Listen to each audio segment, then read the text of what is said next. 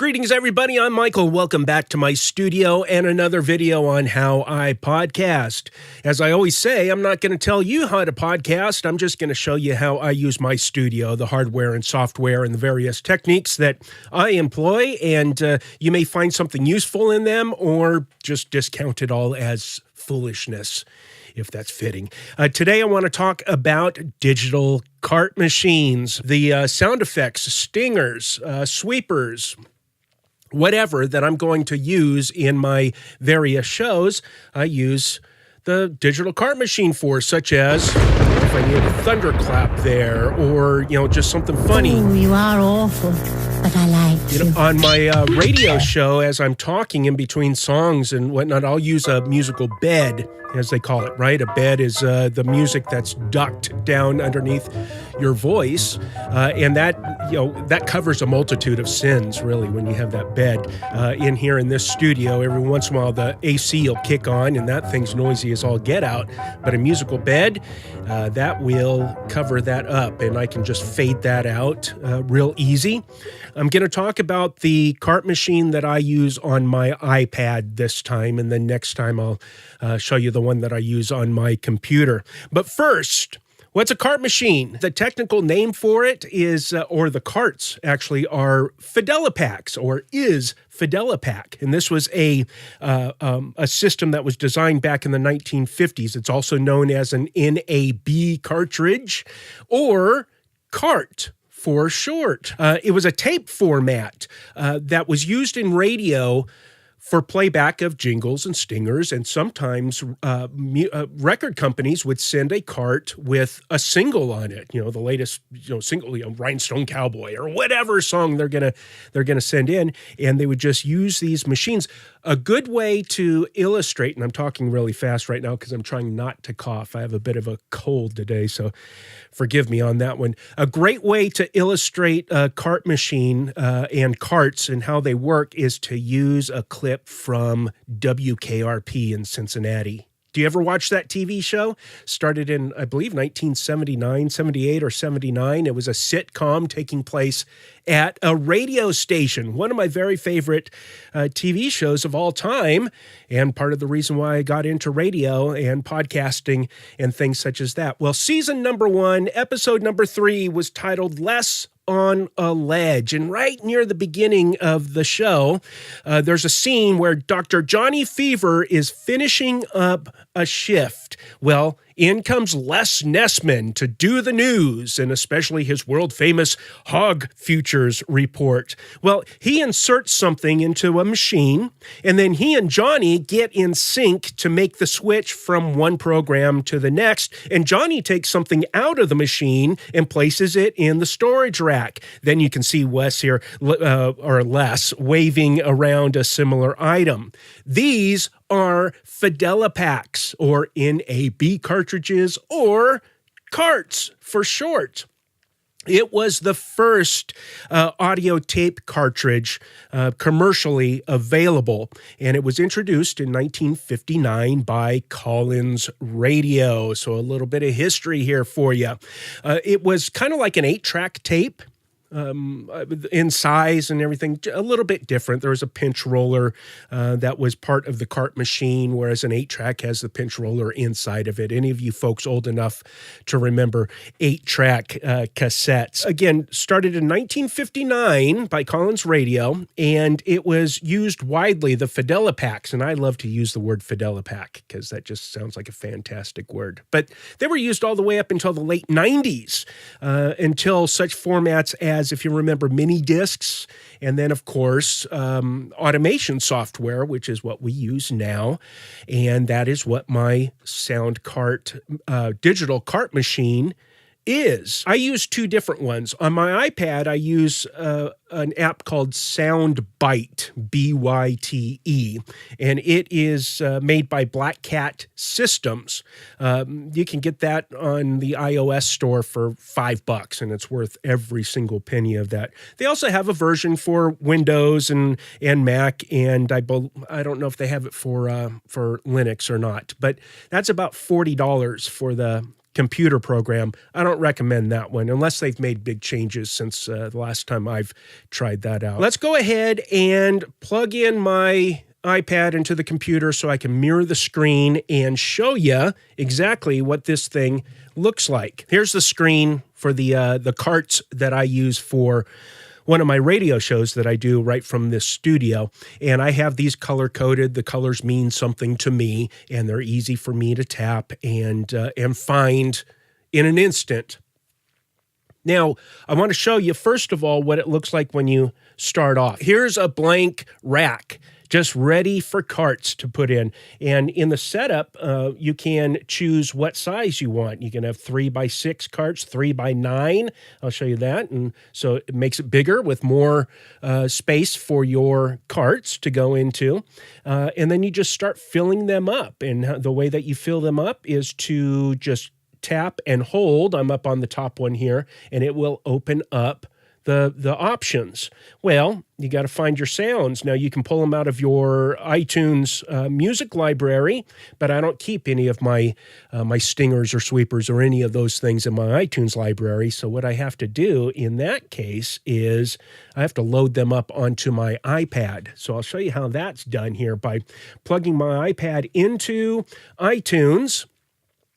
You'll see right here, go into the device, my iPad, summary. I'll go down and click on file sharing, and then it'll give a list of the apps. I can click on Byte, and it's going to propagate here all the files that I have on my iPad.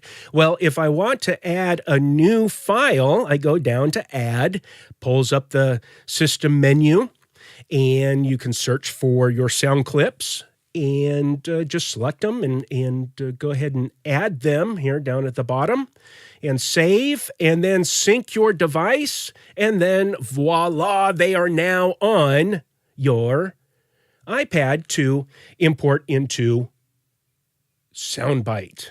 I almost forgot the name of it. So now I can click on the second option, says sound file, and then just find what I want to put into each cart. What you do here again is select your blank cart space. So if I do the second one up at the top middle and just hold, and it will open up my menu system. So let's go back to my other rack for my radio show, and I'll show you something here. For example, top left right here, this one that says traffic helicopter. I'm going to click and open that up. Now, at the title at the top, because I have imported this in the sound file section, the second section, at the top, I can rename it to whatever I want to rename it to. Well, I don't want to rename that. Cart volume, and you'll have to play with this and decide on what volume you need it to be in relationship to your recording levels as you are recording, if you're doing shows live to tape, such as I do. You can pan it to either side, cart rotate, or cart rate. I'm not even sure what that does. This cart color, that's how you color code your carts. Just drag that around, figure out what color you like, and if that's the color that you like and you want all of your similar, let me try that again, and you want all of your similar carts grouped, such as I color code mine, then up at the top right, just tap on copy, and then you can go in and paste that to other carts. I don't need to do that. Whoops, I don't know what I just touched on accident. Text size, of course, cut in time, seconds, cut out time, fade time. I have mine faded at 3 seconds, a loop count.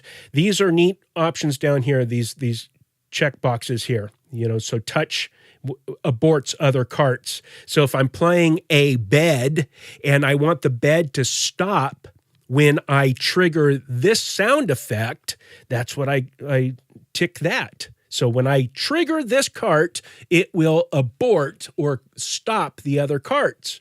Well, do I want those other carts to stop abruptly? Boom. Or do I want them to fade out? That's where you can, down here, fade out playback, and then it will correspond to your fade time in seconds there. 3 is a good fade time. That's what I do. Anyway, uncheck these. So here's all your different options. It's fantastic. And then when you're done with that, just go back. Whoops, I had it. Now it changed blue. I accidentally changed it blue. And that's fine. I'll just leave it like that for now. I'll change it later. I don't hardly ever use that cart anyway. And so, for example, going down here to my first orange cart here, Bed 3, Death Ray Boogie. If I am playing that, and you can see that it's playing, it gives me the count out time. This is a 10-minute cart. Well, I have it that way extra long for a reason. That way I don't have to worry about it running out while I'm talking. But as soon as I look at this top right where it says thunderclap fade, if I trigger that, it will fade out this orange cart, a 3-second fade. And there it goes. And then when it's done fading out, it unhighlights. It puts a highlight around whatever you're playing. For example, well, let me hit that thunderclap fade again. You can see it's highlighted. A white box around that, and that lets you know visually that thing is what's going on, what is triggered, what's playing. As a matter of fact, here I am tripping over my words. I shouldn't have done this episode being sick. I'm a little under the weather and out of it, but that's okay. So there you go. This is a simple, cheap app. $5. Just call it $5. Sound Byte. It's 2 different words, and it is worth double the price. Easy. I use it, and I have used this. I don't know how many years I've had this program. 5, 6, 7 years, maybe even more than that. And I couldn't recommend it any more highly. But this is a digital sound cart machine. It's just like Dr. Johnny Fever in the studios of WKRP in Cincinnati, triggering those fun stingers and sweepers and whatever, commercials, everything. They'd put everything on these carts, on this tape format, the NAB Cartridge or Fidelipac. Remember, always call it a Fidelipac because that throws people off because that's a fancy word and you really feel like you are in the know when you say Fidelipac. I hope that I made this easy enough to understand and that I didn't cause a whole lot of confusion with this. If you have any questions, just go ahead and leave them down in the comments section below. A couple of other things that I want to tell you about. Well, next time, again, to reiterate, I will discuss the cart machine that I use on my Mac. I actually have 2. One is much better than the other, and I'll discuss that on the next video. But I want to mention that if you want to see pictures from inside my studio or pictures from when I go to the radio station to do my other show, I post a lot of those on my Instagram account. You can follow me at MichaelGCTN. Perhaps I'll put that somewhere on the screen here. Also, I want to get some more equipment. I want to review some more equipment. I need to upgrade some. I'm using very old equipment, and I do need to upgrade some of the things in this studio. And so an easy way that you can help out with that is any of the things that you're buying from Amazon, and between you, me, and the doorpost, as of the recording of this video, which is May 15th, we have those new tariffs going into effect on Chinese goods, and a lot of the goods that we buy on Amazon are Chinese goods, and so the prices are going to start going up. If you've had any equipment in your Amazon wish list that you have been meaning to pull the trigger on, if you'd use my Amazon affiliate link, that way, I get a little kickback from the equipment that you buy. I'll put that in the description below. Or if you just love these videos so much that you want to kick me a couple of bucks, I'll put the link to my PayPal account down below, paypal.me/MichaelGCTN. Again, any questions? I've been getting good questions. One person asked about mix minus on my mixing board that I use. I will do a video on how to set up a mix minus on that. And people have been actually responding positively to the idea, the notion of how-to videos using Audacity, which, you did a video on just a quick edits. That's what I use to edit these sound cards. Because it's so easy to get in there real quick, in and out, boom, boom, boom.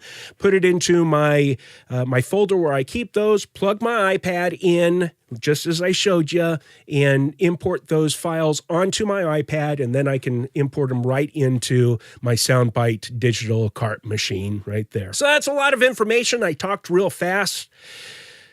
I think I missed a T at the end of that word, fast. I appreciate you hanging out with me, and thank you again for the feedback. People are enjoying these videos. I guess they're just fun to watch. So stay tuned for the next episode, and until next time, go out there and produce something.